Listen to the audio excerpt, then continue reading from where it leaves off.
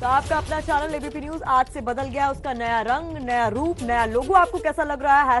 #BeLimitless का इस्तेमाल कीजिए, सोशल मीडिया प्लेटफॉर्म्स पर जाइए और अपनी राय हमारे साथ साझा कीजिए। कोरोना के खिलाफ जंग में भारत को तीसरे मोर्चे पर कामयाबी मिली है। भारत की तीसरी स्वदेशी वैक्सीन के भारत में ट्रायल को मंजूरी मिल गई है। इस वक्त की बड़ी खबर हम आपको बता रहे हैं, एक और वैक्सीन को ट्रायल की मंजूरी मिली है, जो भारत के लिए हर लिहाज से एक अच्छी खबर है।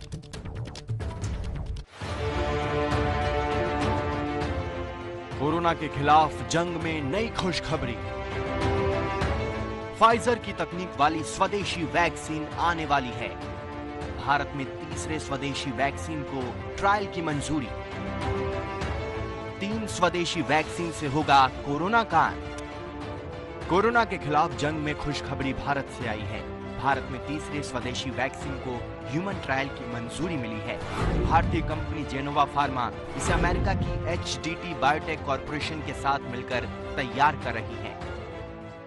जेनोवा कंपनी ने DBT की मदद से, this is a truly again an Indian vaccine, Bharatvarsh की जो department of biotechnology research agency है हमारी, उनके साथ मिलके जेनोवा एक कंपनी है, फर्म है, बहुत ही इनोवेटिव काम करती है, एक नया वैक्सीन को इजाद किया है, इंडियन वैक्सीन है, और इसमें mRNA की टेक्नोलॉजी को इस्तेमाल किया गया है।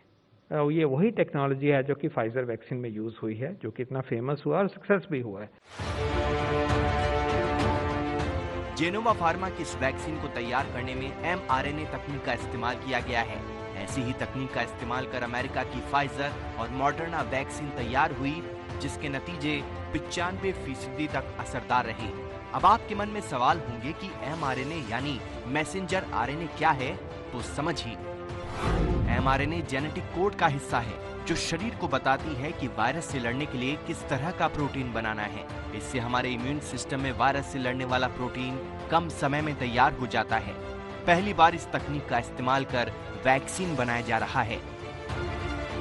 अब इस तकनीक का इस्तेमाल पुणे की कंपनी जेनोवा फार्मा ने वैक्सीन बनाने के लिए किया है, लेकिन फाइजर के मुकाबले ये वैक्सीन ज्यादा प्रभावी और किफायती हो सकती है, क्योंकि इसे सामान्य कोल्ड स्टोरेज में भी रखा जा सकता है, जबकि फाइजर को स्टोर करने के लिए -70 डिग्री तापमान की जरूरत है।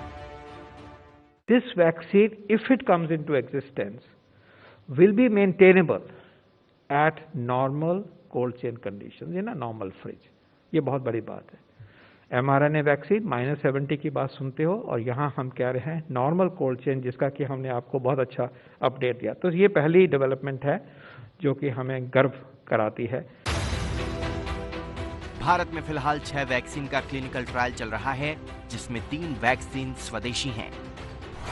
भारत बायोटेक की वैक्सीन का ट्रायल तीसरे चरण में चल रहा है, जबकि जायडस कैडिला की वैक्सीन ZyCoV-D का दूसरे चरण का ट्रायल पूरा हो चुका है। तीसरी जेनोवा फार्मा की वैक्सीन को ह्यूमन ट्रायल की इजाजत मिल गई है। इसके अलावा आपको मालूम है कि 3 और वैक्सीन ट्रायल्स में है। सीरम का वैक्सीन है, और स्पुतनिक रशियन वैक्सीन है डॉक्टर रेड्डीज लेबोरेटरी के द्वारा, और बायोलॉजिकल एक वैक्सीन है जो कि फेज 1 फेज 2 में है। तो अब हमारे पास 6 vaccine at this time are undergoing clinical trials, human trials in our nation. So ये एक बहुत इंपॉर्टेंट बात है। भारत में वैक्सीन का ट्रायल चल रहा है। ये सभी ट्रायल अलग अलग चरणों में हैं। कुछ एडवांस स्टेज पर हैं, तो कुछ तीसरे चरण के अंतिम में। लेकिन जिस तरह से भारत में देशी और विदेशी वैक्सीन पर काम चल रहा है, उम्मीद है कि जल्द ही दुनिया को भारत से किफायती और कारगर वैक्सीन मिल सकती है।